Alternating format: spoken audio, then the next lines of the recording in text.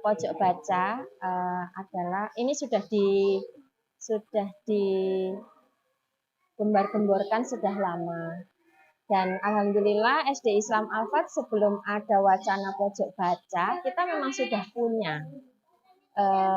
Itu untuk mengatasi anak-anak yang suka membaca dan bagaimana cara kita membantu orang tua supaya anak-anak zaman sekarang tidak terlalu lena dengan HP. Jadi kita juga mengajari anak-anak untuk cinta literasi seperti itu.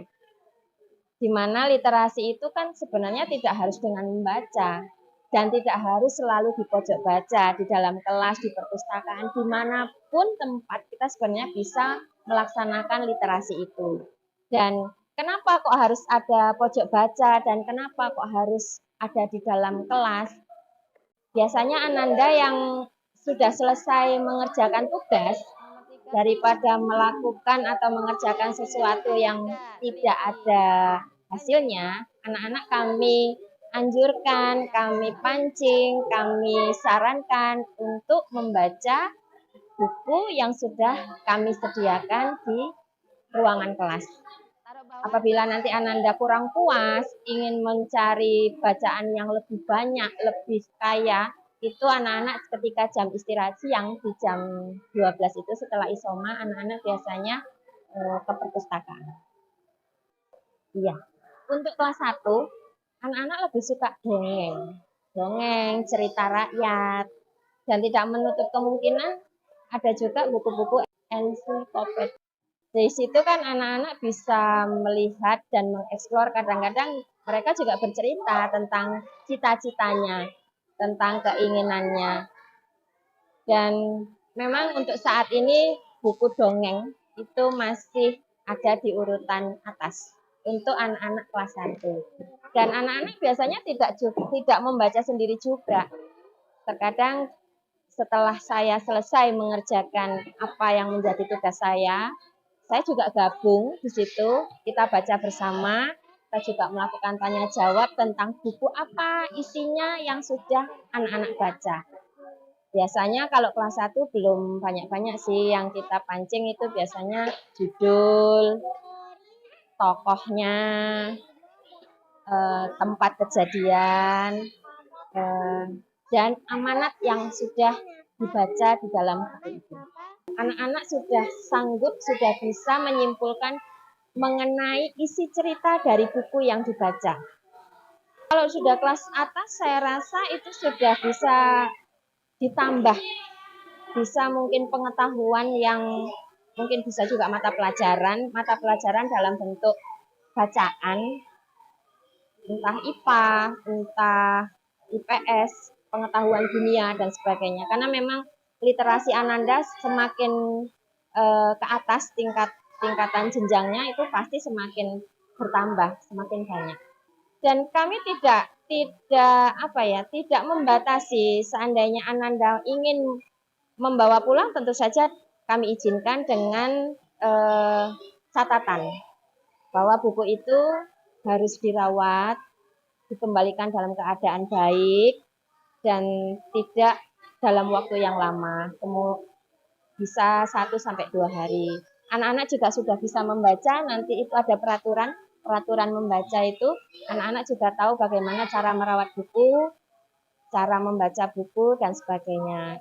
Itu kami biasakan supaya Ananda nanti ketika di perpustakaan, Ananda juga bisa menerapkan aturan. Saya rasa di tempat membaca atau di perpustakaan manapun hampir sama peraturan-peraturan itu. Jadi Ananda dari kelas 1 kami biasakan bagaimana bertingkah laku ketika berada di perpustakaan. Kami mulai dengan berada di pojok baca di kelas masing-masing. Untuk jumlah buku kita tidak bisa membatasi. Karena terkadang setiap bulan atau 2 bulan sekali itu ada Ananda yang membawa buku untuk disumbangkan di sekolah. Tujuannya apa? Saya tanya, biar bisa berbagi membaca dengan teman-teman yang lain.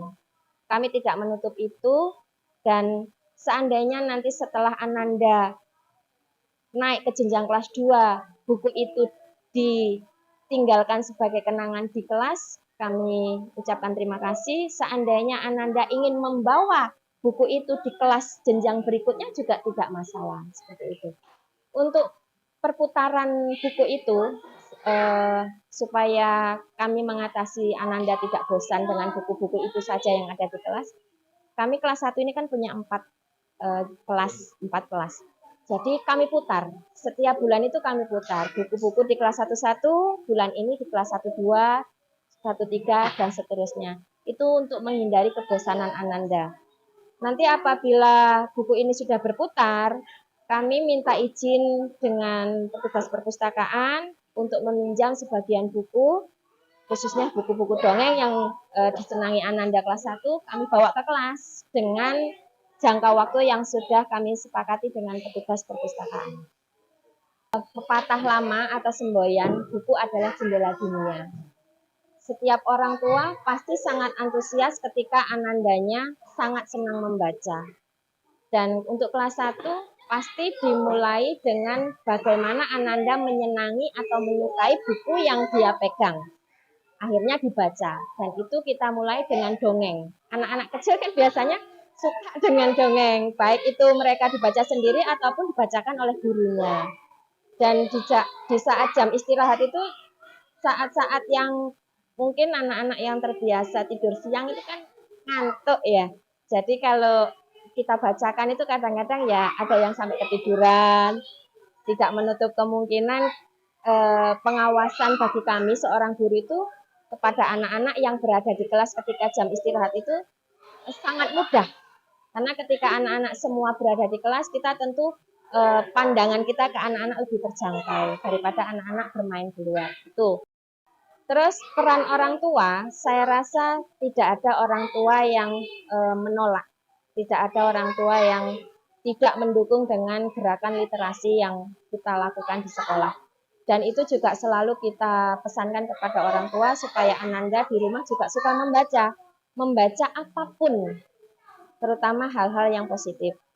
Dan orang tua juga sangat mendukung karena ya itu tadi yang saya katakan, bagaimana cara mengurangi Ananda dengan gadget atau HP yang saat ini sedang sedang marak. Itu kan bisa, kadang-kadang anak-anak itu kalau di HP itu kan lebih senang main game. Sebenarnya sih nggak masalah, asalkan itu ada batas waktu yang disepakati dengan orang tua.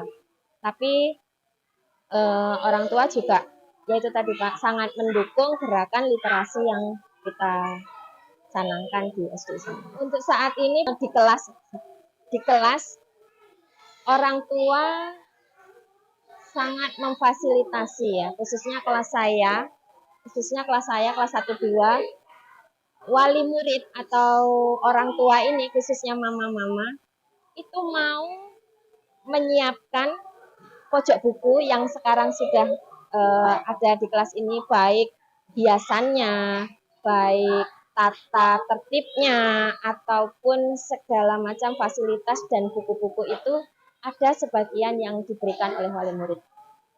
Anak-anak ini kan setelah isoma itu waktunya cukup panjang.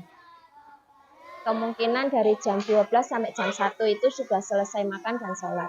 Dari jam 12 sampai jam 1 itu saya selalu mengusahakan anak-anak untuk istirahat.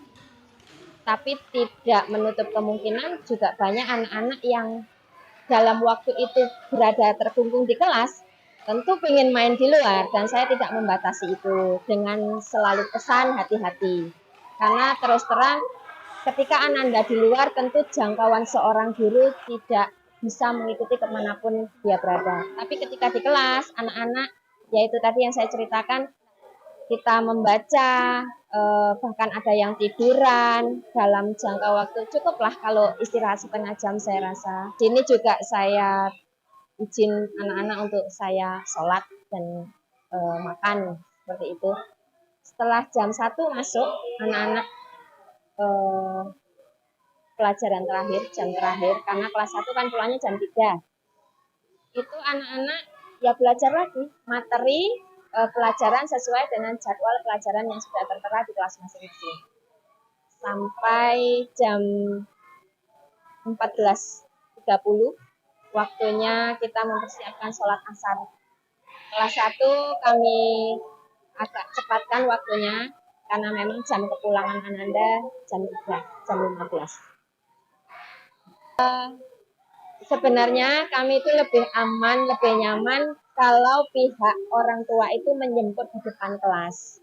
Tapi karena memang takut kredit, jadi memang Ananda kami lepas, kami hantarkan sampai di lapangan. Tapi ketika musim hujan, kami sangat mengharuskan Ananda menjemput di kelas supaya Ananda tidak bermain hujan dan bermain air. Karena bagaimanapun kesehatannya tetap kami perhatikan.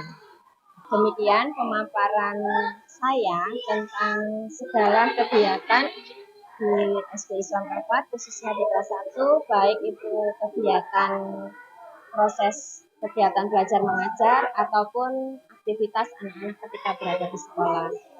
Di mana anak-anak kelas 1 itu memang benar-benar membutuhkan pendampingan yang lebih dari kami sebagai sosok ibu ataupun sosok orang tua di sekolah. Kami juga sangat berterima kasih kepada segala orang tua ataupun pihak-pihak yang terlibat atas segala kritik dan saran demi kemajuan kami lembaga pada khususnya. Dan ikhtiar kami untuk memajukan pendidikan mendapat restu dari para orang tua pada khususnya dan pemirsa pada umumnya. Akhir kata, saya Via Vidianti mengucapkan banyak terima kasih. Semoga dengan sedikit pemaparan kami tentang SD Islam Al-Fat khususnya di kelas 1 mempunyai banyak manfaat bagi pemirsa yang melihat, dan mudah-mudahan kami harap dan kami yakin pemirsa tertarik untuk masuk Ananda di lembaga kami dengan pendampingan kami yang seperti ini, yang benar-benar kami utamakan pendidikan akhlak. Wabillahi taufiq wal hidayah. Assalamualaikum warahmatullahi wabarakatuh.